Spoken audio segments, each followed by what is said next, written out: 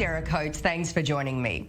Well, it's the latest in a string of attacks in contentious waters against the backdrop of Israel's shadow war with Iran, but the alleged Iranian drone strike on the Israeli-operated Mercer Street ship is drawing condemnation from Israel, the US and the UK, with Prime Minister Boris Johnson speaking out a short while ago, telling the BBC that the attack is unacceptable and outrageous, adding that Iran should face up to the consequences of what they've done. Not just another maritime incident. An attack drone striking an Israeli-operated ship, killing 2, is prompting the United States to take a very clear stance. Anthony Blinken saying in a statement, there's no justification for this attack, which follows a pattern of attacks and other belligerent behavior. We are working with our partners to consider our next steps and consulting with governments inside the region and beyond on an appropriate response, which will be forthcoming. The 2 fatalities were a British national and a Romanian national, Romania also pointing the finger at Iran. Based on the available information, Romania strongly condemns the Iranian drone attack against Mercer Street, during which a Romanian citizen was killed. There is no justification whatsoever for deliberately attacking civilians. We continue to coordinate with our partners for an appropriate response. Officials from the UK also acknowledging Iranian involvement. Iran, on the other hand, not taking responsibility, rather saying Israel reaps what it sows. The regime occupying Jerusalem has brought with it insecurity, violence, terror, and war wherever it has gone. And for this reason, those responsible are those who have brought this regime to the region in the first place. I have now heard that Iran is trying to evade its responsibility for the incident in a cowardly manner.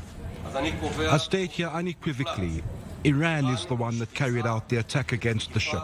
We expect the world to make it clear to the Iranian regime that they have made a serious mistake. We, in any case, know how to convey a message to Iran in our own way. While Israel has made it quite clear it is ready to respond, the Kuwaiti press outlet Al Jazeera reports that Israel has a list of Iranian targets that could be in its sights, and the UK and the US have given the green light to an Israeli response. IDF Chief of Staff Lieutenant General Aviv Kochavi held consultations Sunday night with his British counterpart, General Sir Nick Carter, regarding recent developments in the region. In the past, Al Jazeera has revealed Israeli strikes against Iranian assets in the naval sphere. Security experts say Israel could hone in again on such targets. Well, in response, Britain has now summoned Iran's ambassador to the UK, with Minister James Cleverly reiterating that Iran must, quote, immediately stop destabilising actions that seek to undermine international peace and security. Now, meanwhile, Israel's Defence Minister Benny Gantz spoke on the issue a little earlier from the Israeli parliament. Israel holds a variety of tools and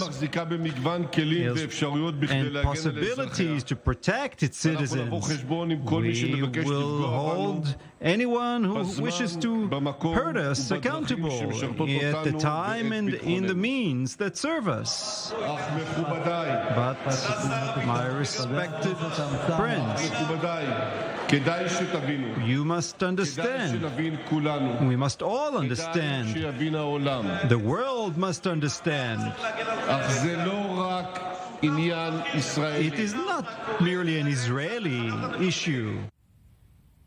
Moving on, an Israel Supreme Court is offering a compromise to 4 Palestinian families facing eviction in the East Jerusalem neighbourhood of Sheikh Jarrah, issuing them protected status that would prevent any eviction for the foreseeable future, while conceding ownership of the land to Nakhlat Shimon Company. Well, the court is giving the residents 7 days to present a list of families waiting to accept the offer, but it's understood these families are unlikely to accept, telling reporters outside the courtroom that they will never concede ownership of their homes. Well, anger over the controversial planned evictions led to some of Jerusalem's worst unrest in years, also sparking a major flare-up in the ongoing war with Hamas back in May. Moving now to the latest on coronavirus, with Israel opening up a 3rd dose of the vaccine for people over the age of 60, with Prime Minister Naftali Bennett saying that he wants every eligible individual to receive the booster by the end of the month. Well, demand has been high, with some 40,000 people already receiving shots, with the country's healthcare providers saying they're overwhelmed with calls. Now, with more than 2,000 new cases of the virus per day and a decreased effectiveness of the vaccine, the country's health authorities recommended the booster in order to protect the nation's most vulnerable. Let's go live now to the centre of Tel Aviv, where we're joined by our correspondent Mary McAuliffe. Mary, you're standing outside a testing square there. This was closed a matter of weeks ago. Tell me, what have you been seeing on the ground today?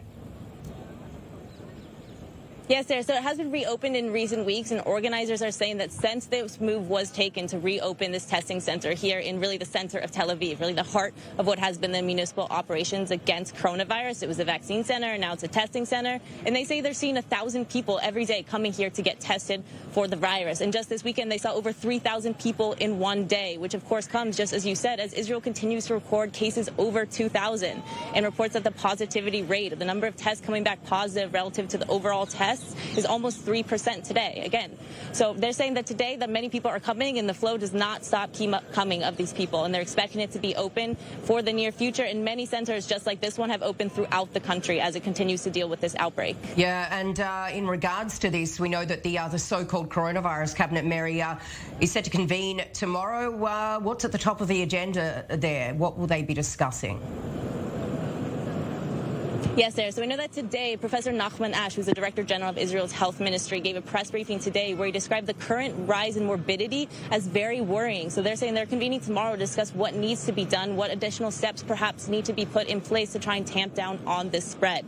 The number one item that he mentioned that they're looking to look at, that they're examining whether to put additional restrictions on that green pass system, which differentiates between vaccinated, unvaccinated, those with a negative test at indoor events over 100. That was recently reintroduced in past weeks amid this outbreak, but they're looking now to see if they can put in new restrictions and tighten it even further to try and bring down this spread. But they're saying, again, the main message, and it's one we've heard in recent weeks, that any restrictions they're putting in place, the main thing that they're looking is, yes, of course, to drive down this number of continued rise in cases, but also to do so without harming the economy. And so they're trying to avoid going to a lockdown, trying to avoid further steps. But there are a number of things that they need to iron out to figure out exactly what their plan is. The school reopening is just one of these things that we are expected to see them discuss tomorrow, less than a month before schools are to reopen for the year, and there's still no formal agreement on how the school system is supposed to be dealing with coronavirus outbreaks and what new measures are going to be put in place, if there's going to be additional staff and budget in order to facilitate this coronavirus situation so that they can manage it correctly. But this will all be on the table tomorrow. Yeah, and Mary, you're out and about on the streets a lot reporting. Tell me, how are people behaving? So it does really seem like it's almost back to normal. You know, the number of cases or cafes all along Kikar Rabin, the square here, that are open. People are sitting inside, outside. People, of course, we have to use masks. In the past month, Israel reintroduced that indoor mask mandate. But outdoors, it's hard to really feel. You don't feel the virus. We only feel it because we're standing outside of a coronavirus testing center. So we're seeing people coming in and out, getting masks and getting tests, either if they're sent to Bidud or they're in quarantine, or they believe that they've been in contact with somebody who has coronavirus. But most people are really going about their lives as they were before. But the government is really imploring them to not get complacent, to keep being aware that the virus is still here. Israel's continuing to see a rise of cases, and those serious cases are also rising as well. So really calling on the public to go get vaccinated, to go get tested, and to keep maintaining social distance and all of these restrictions and measures that we're supposed to be following, to keep that in mind. Yeah, it certainly is alarming. No one wants to go back to a lockdown. Mary McAuliffe there in Tel Aviv, thank you so much. We do need to go out for a short break, but after this, US gymnastics superstar Simone Biles says that she'll compete in the beam final, making a comeback after her dramatic withdrawal from other events. We'll have all of that and plenty more. Stay right there.